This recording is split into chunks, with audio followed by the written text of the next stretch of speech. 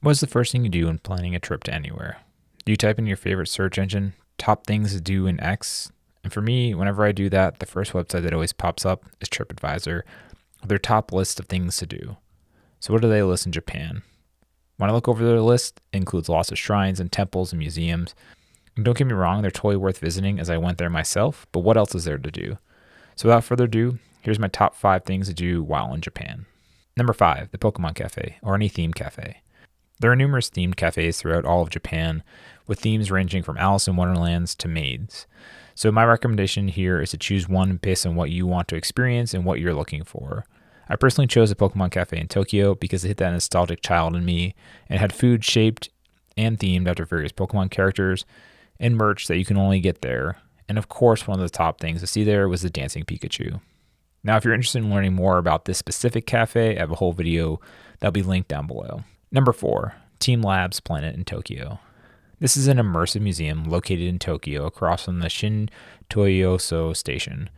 It's made up of 2 areas that are the space and the gardens, and after entering, the first thing you must do is remove your shoes as you walk through water in this museum. The first step is to ascend up a waterfall, followed by an area that's called soft black holes, where every step is influenced by those around you. After walking through the darkness, the next stop is the infinite crystal universe, where the floor and walls are covered in mirrors, and then between that, from floor to ceiling, is string lights that are constantly changing. If you explore this area a little bit more, you can find a room where you can change the light pattern that everyone else is experiencing in that room. The second water room is nearly knee deep, so make sure you roll up your pants before entering, as it's one of the coolest rooms in my opinion. In that room, on the water is projected koi fish and flowers that as you walk through them, they'll break apart and transform into one another. So the flowers will shatter into petals, and those petals will turn into tiny koi who will grow and swim around until they're walked through and again turn back into flowers. The following room after that one was a room filled with human-sized balls that as you press on them, they change color and will echo throughout the room, changing the effects for everyone around you. And the last room was a snow globe-shaped room with almost a kaleidoscope presentation of butterflies and flowers on the ceiling. But I didn't hang out in here too long as it kind of made me nauseous, to be honest. Then it was time to go to the garden section, which had 2 rooms. First was a mossy garden that had a haze over it with effective egg-shaped mirrors that apparently glow if you come at night. In the second room in the garden, it was a room where the floors and the walls were mirrors, and then there were orchids on sensors from floor to ceiling, and they moved as you walked towards them. Now, I highly recommend this place, and as a pro tip,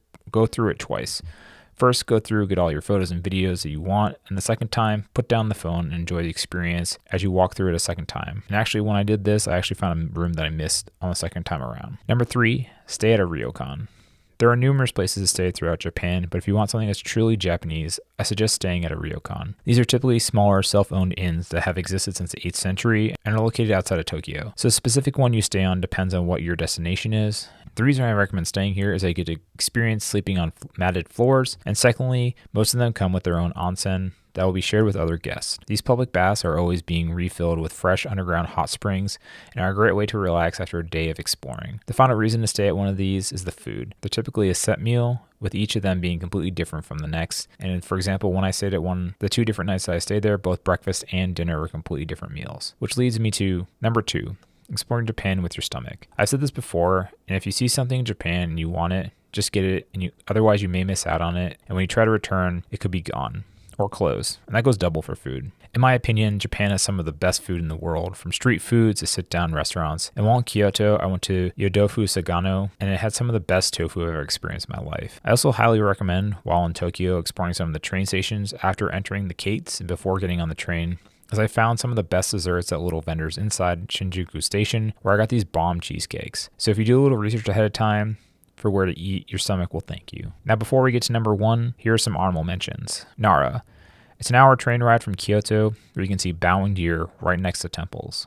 Get Totoro cream puffs from Shiro Hige Cream Puff Factory. Go to Gotokuji Temple to see the world's largest collection of lucky cats. And number 1, Super Nintendo World, which is inside Universal Studios in Osaka. This takes the top spot for me for multiple reasons. First, the price comes in about 8,400 yen, which is about $65 US. That's about half the price of a ticket at Universal Studios Hollywood. Second, it is one of the most immersive theme parks I've ever been in. There are so many tiny details everywhere you look, and if you're a huge fan of Nintendo, this place is just dripping with nostalgia. From meet and greet with characters, to using a power band to interact with various question blocks, and mini games to collect keys to challenge Bowser Jr. And last but not least is the Mario Kart ride, which I think is on par with the Star Wars Rise of the Resistance ride at Disney, which is typically ranked as the #1 ride in the world.